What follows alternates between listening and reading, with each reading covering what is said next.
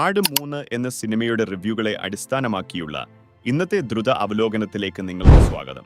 വലിയ പ്രതീക്ഷകളോടെ time travel എന്നൊരു കിടിലൻ ആശയവുമായി എത്തിയ ഈ ചിത്രം എന്തുകൊണ്ടാണ് പ്രേക്ഷകർക്ക് ഒരു സമ്മിശ്ര അനുഭവമായി മാറുന്നത് എന്ന് നമുക്കൊന്ന് നോക്കാം. ഒന്നാമതായി, ഇതിന്റെ വേറിട്ട കഥാപശ്ചാത്തലവും അഭിനയവും തന്നെ പറയാം.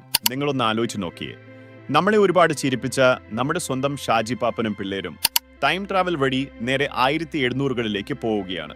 നായകനായ ജയസൂര്യ പാപ്പനായും ഒരു പഴയകാല രാജാവായും ഇരട്ട വേഷത്തിലെത്തുമ്പോൾ വിനായകനും സന്നിവേനുമൊക്കെ ശരിക്കും ഗംഭീര പ്രകടനമാണ് കാഴ്ചവെക്കുന്നത്. അപ്പോ നിങ്ങൾക്ക് സ്വാഭാവികമായും തോന്നാം, സാധാരണ ഒരു കോമഡി സിനിമയെ ഈ ടൈം ട്രാവൽ ലോകത്തേക്ക് മാറ്റിയത് വലിയൊരു സാഹസമായില്ലേ എന്ന്, അല്ലെ? രണ്ടാമതായി എടുത്തു പറയേണ്ടത് ഇതിന്റെ സാങ്കേതിക മികവാണ്. 1700കളിലെ ആ ഒരു കാലഘട്ടം അതിമനോഹരമായ സെറ്റുകളിലൂടെയും വസ്ത്രധാരണത്തിലൂടെയും അവർ അടിപൊളിയായി പുനർസൃഷ്ടിച്ചിട്ടുണ്ട് കേട്ടോ. ഒപ്പം മികച്ച ഗാനങ്ങളും പശ്ചാത്തല സംഗീതവും കൂടിയാകുമ്പോൾ ഈ പുതിയ ലോകത്തിന് അത് കൂടുതൽ കരുത്തേകുന്നുണ്ട്. പക്ഷേ ദൃശ്യങ്ങൾ എത്ര ഗംഭീരമാണെങ്കിലും കേവലം മികച്ച സെറ്റുകൾ കൊണ്ട് മാത്രം പഴയ ആട് സിനിമകളെ സ്നേഹിച്ച പ്രേക്ഷകർക്ക് തൃപ്തിപ്പെടാനാകുമോ?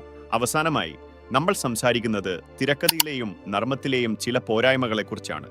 സത്യം പറഞ്ഞാൽ ആട് സീരീസ് ഇത്രയും ഹിറ്റായത് അതിലെ സ്വാഭാവികമായ നർമ്മം കൊണ്ടാണല്ലോ.